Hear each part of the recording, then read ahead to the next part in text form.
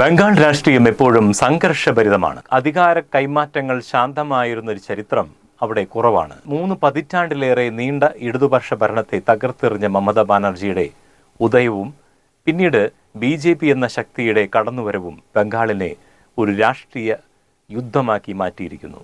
വിപ്ലവത്തിന്റെ തുടക്കം കോൺഗ്രസിൽ നിന്നുള്ള വിട്ടുപോകലാണ്. 1998 മമതാ ബാനർജി ഇന്ത്യൻ നാഷണൽ കോൺഗ്രസിൽ നിന്ന് വിഘടിച്ച് തൃണമൂൽ കോൺഗ്രസ് അഥവാ TMC രൂപീകരിച്ചത്. അക്കാലത്ത് ബംഗാൾ ഭരിച്ചിരുന്ന CPM-നെ നേരിടുവാൻ കോൺഗ്രസ് നേതൃത്വം മടിക്കുന്നു എന്നതായിരുന്നു മമതയുടെ പ്രധാന പരാതി.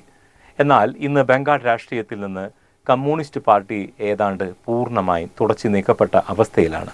ഒരു കാലത്ത് ചുമപ്പ് കോട്ടയായിരുന്ന ബംഗാളിൽ ഇടതുപക്ഷത്തിന് ഇന്ന് നിയമസഭയിൽ പ്രതിനിധികൾ പോലുമില്ലാത്ത അവസ്ഥ പലപ്പോഴും നേരിടേണ്ടി വരുന്നു. തൃണമൂലിന്റെ വളർച്ച CPM-ന്റെ വോട്ട് ബാങ്കിനെ അടിമുടി തകർത്തു കളഞ്ഞു. അതിനുശേഷം BJP-യുടെ കടന്നുവരവും പിന്നീടുള്ള അക്രമ പരമ്പരകളുമായിരുന്നു. ബംഗാൾ രാഷ്ട്രീയത്തിലെ ഏറ്റവും വലിയ മാറ്റം BJP-യുടെ കരുത്താർജിച്ച കടന്നുവരവാണ്. എന്നാൽ ഈ രാഷ്ട്രീയ മാറ്റം ശാന്തമായിരുന്നില്ല. BJP-യും തൃണമൂലും തമ്മിലുള്ള പോരാട്ടം തെരുവുകളിലെ യുദ്ധമായി മാറി. BJP ശക്തി പ്രാപിച്ചതോടെ സംസ്ഥാനത്തിന്റെ വിവിധ ഭാഗങ്ങളിൽ രൂക്ഷമായ അക്രമ സംഭവങ്ങളാണ് അരങ്ങേറിയത്. തിരഞ്ഞെടുപ്പുകൾക്ക് മുന്നോടിയായും ശേഷവും നടന്ന കലാപങ്ങളിൽ നൂറുകണക്കിന് വ്യാപാര സ്ഥാപനങ്ങൾ, വാഹനങ്ങൾ എന്നിവ അഗ്നിക്കിരയാക്കപ്പെട്ടു. രാഷ്ട്രീയ പകപോക്കലിന്റെ ഭാഗമായി എതിരാളികളുടെ വീടുകൾ തകർക്കുന്നതും സാധാരണയായി. BJP-യുടെ വരവോടെ ബംഗാൾ രാഷ്ട്രീയം മുമ്പെങ്ങുമില്ലാത്ത വിധം മതപരമായും രാഷ്ട്രീയമായും ധ്രുവീകരിക്കപ്പെട്ടു. വോട്ട് ബാങ്ക് നിലനിർത്തുവാനുള്ള തൃണമൂലിന്റെ ശ്രമങ്ങളും അധികാരം പിടിക്കുവാനുള്ള BJP-യുടെ തന്ത്രങ്ങളും ബംഗാളിനെ അക്ഷരാർത്ഥത്തിൽ ഒരു അഗ്നിപർവ്വതത്തിന് മുകളിലാക്കി. മമതയുടെ ശൈലി ഒരു പ്രത്യേകതയുണ്ട്. ആ വ്യക്തി പ്രഭാവത്തിൽ തന്നെയുണ്ട്. ലളിതമായ ജീവിതശൈലിയാണ് മമതയുടെ മുഖമുദ്രയെങ്കിലും അവരുടെ ഭരണശൈലി പലപ്പോഴും ധാർഷ്ട്യം നിറഞ്ഞതാണെന്ന് വിമർശകർ തന്നെ ചൂണ്ടിക്കാണിക്കുന്നു. മുഖ്യമന്ത്രി കസേര പോയിട്ടും വീണ്ടും അവർ പറഞ്ഞത് താൻ ഇപ്പോഴും മുഖ്യമന്ത്രിയാണെന്നാണ്.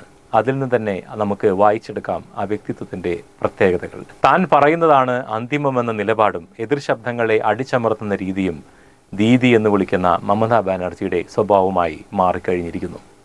ഈ കാർക്കശ്യം ഭരണത്തിന്റെ തുടക്കത്തിൽ ഗുണം ചെയ്തുവെങ്കിലും പിന്നീട് അത് പാർട്ടിക്കുള്ളിലെ ജനാധിപത്യത്തെ തകർത്തു.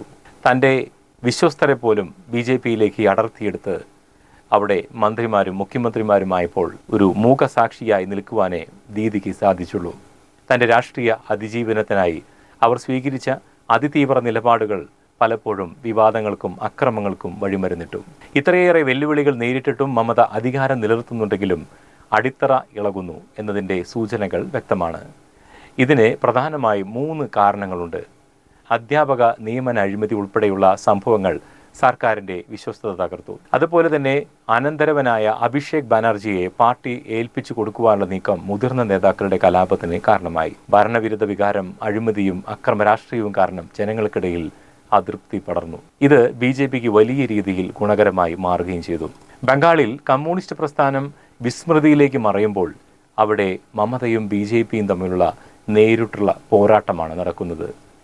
തീപിടിച്ച തെരുവുകളും തകർന്ന കടമുറികളും ബംഗാൾ രാഷ്ട്രീയത്തിൻ്റെ ഇന്നത്തെ ഭീകര ചിത്രമാണ്.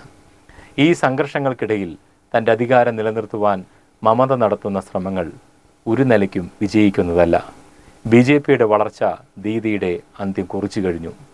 ഇന്ത്യൻ രാഷ്ട്രീയം ഉറ്റുനോക്കുന്ന ഒരു വലിയ ശക്തയായ ഒരു നേതാവായിരുന്നു മമതാ ബാനർജി. ഇന്ന് അവർ ചിത്രത്തിൽ നിന്ന് ഇല്ലാതായിരിക്കുന്നു. BJP-യെ അകറ്റി നിർത്തുവാനുള്ള എല്ലാ ശ്രമങ്ങളും പരാജയപ്പെട്ട് കീഴടങ്ങിയിരിക്കുന്നു. അങ്ങനെ ബംഗാളും BJP-യിലേക്ക്